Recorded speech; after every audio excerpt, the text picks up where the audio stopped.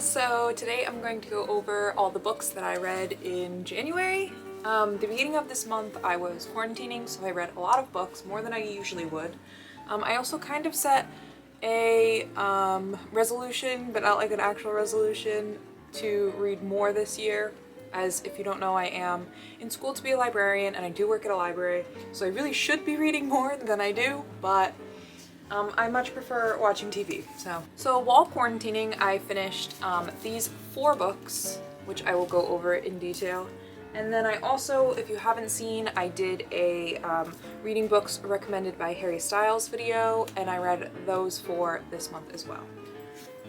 So starting off, the first book I read this year was Angus, Thongs, and Full-Frontal Snogging by Louise Rennison. Anyone who knows me knows that Angus, Thongs, and Perfect Snogging is my favorite movie of all time, and I watch it at least once a year. So I've been putting off reading this book for forever because I didn't want it to ruin my love for the movie. This book sucks. I'm sorry, but it's not good.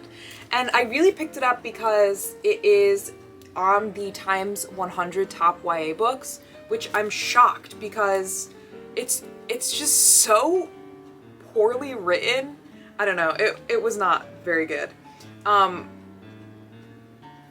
The romance in the movie is so good and so perfect, and it's like my favorite. And that movie is literally, like I said, anyone who knows me knows that this movie has like it like inspired like my music taste. Like it changed my music when I was younger, and like the like way that I decorate and stuff is very much influenced by that movie. It's a very influential movie in my life, which is a little embarrassing, but it's true. So the movie is so perfect and the book is just not even comparable. It's like almost a different story. And when you get to the end, it really is almost like a different story. And I know that there's a lot of books in the series. There's like 10 or so. Maybe more than that. Maybe, I don't know.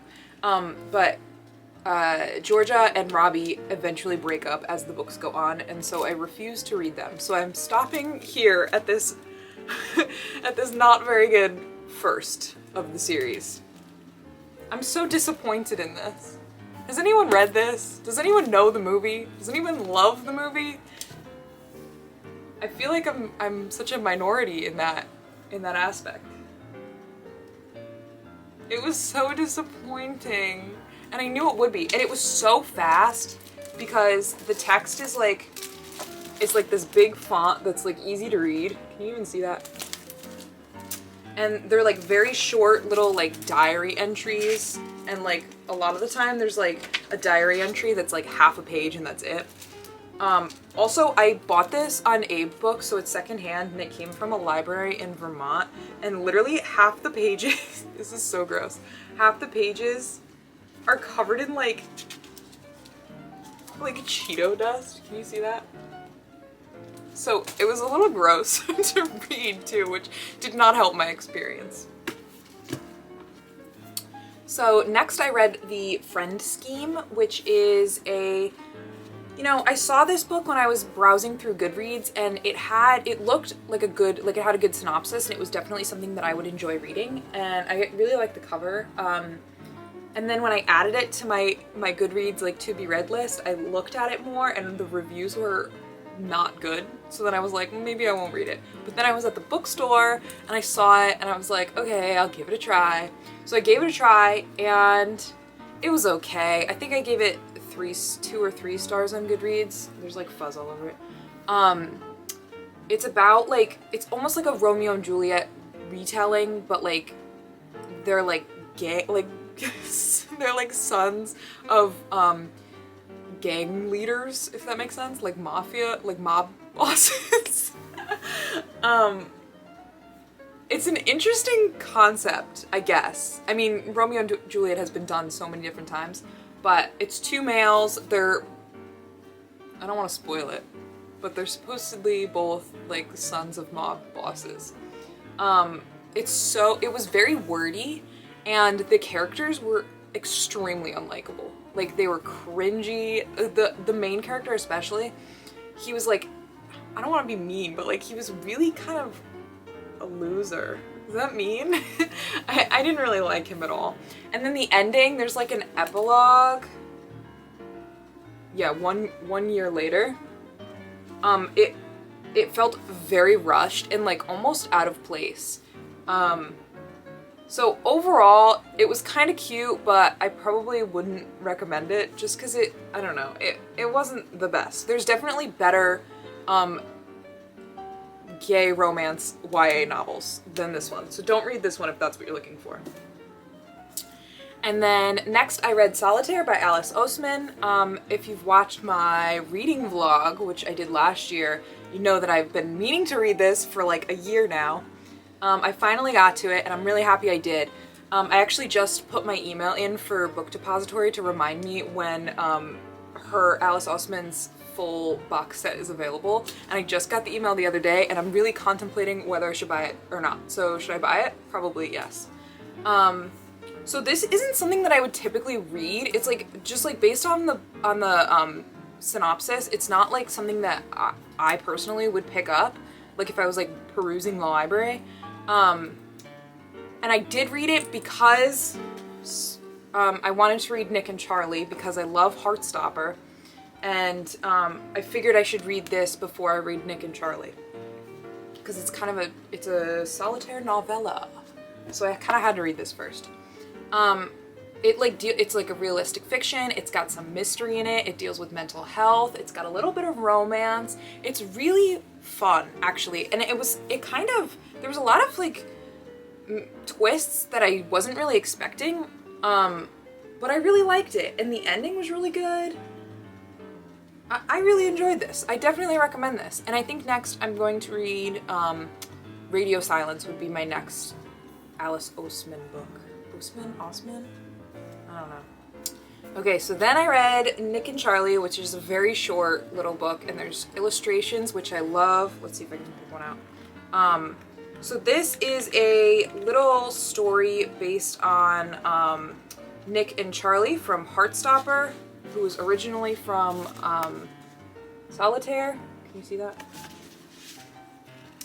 So Charlie is the brother of the main character in Solitaire, and this is like a little like side story about his relationship with his boyfriend, and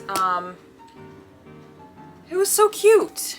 Obviously it's cute because it's Nick and Charlie and they're cute. Oh, it's so interesting because as I was reading this, I was like, this is weird because like this stuff hasn't happened in Heartstopper. So then I was trying to figure out the placement of this book and Heartstopper and like the timeline, and even like what happened in Solitaire with them. I was trying to figure out the timeline.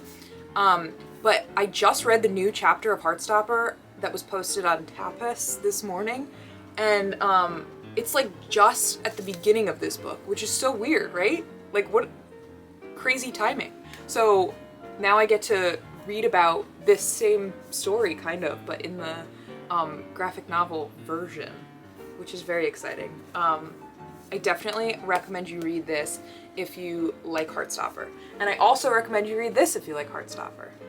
And then I'll get back to you on other Alice books.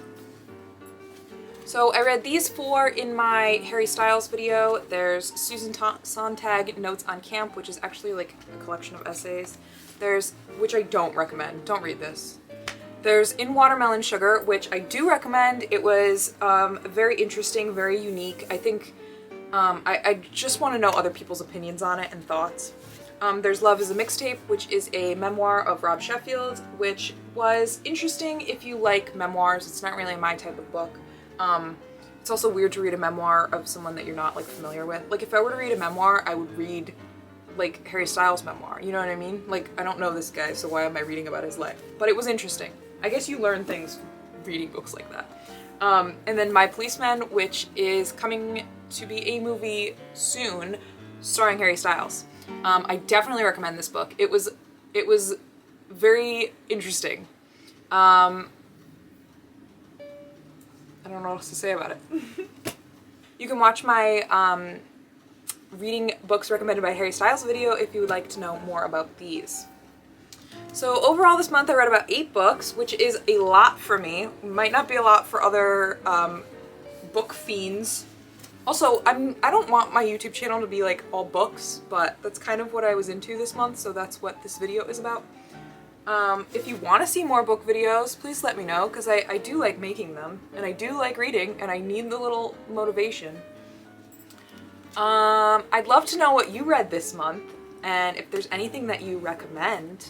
I really read mostly YA because I would like to be a teen librarian, so that's kind of my department. And it's also just what I enjoy. So have you read any good YA lately? Or have you read any of this YA? I'd love to talk about it. Okay, that's all. I hope to read more in February, but I did start school, so I'm not sure how much time I will have to do that. I've also been really getting into my Duolingo, so a lot of my time goes to that. But we will see if I do a February wrap-up video, but that's a month away. Okay, bye!